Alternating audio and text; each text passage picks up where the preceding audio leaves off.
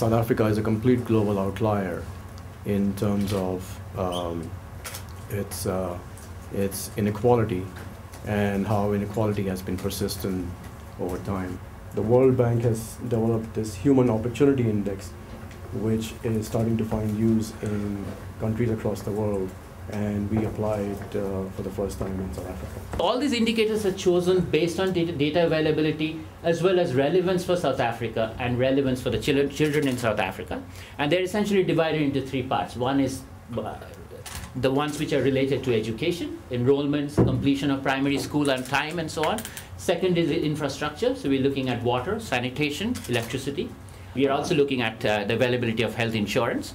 And then we also look at exposure to ECD programs, which are early childhood development programs. In almost all the opportunities other than school enrollment and a few others, we see a high degree of inequality and what drives this inequality. And just to summarize here, the factors which matter the most, first of all, is the location of the child. And we look at location in terms of urban townships and informal settlements, and rural areas. So the location variable is divided into three parts.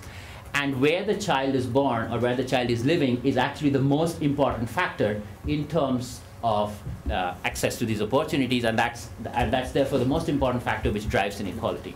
The second most important factor is the education of the household head. The location tends to matter more for infrastructure, which means sanitation and water and so on. The household head's education matters more for education indicators and access to health insurance.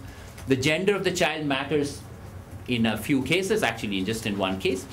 And the importance of race is actually, it diminishes once you take into account all the other factors that we're taking into account in circumstances, which includes parental education, location, the composition of the household, and so on. Now, this does not mean to say, and I want to be very clear about that, this does not mean to say that there is no disparity among races. Okay? All it means is that once you take into account the location and socioeconomic factors, the net of those effects, the effect of race, is less important, especially compared to parental education and location.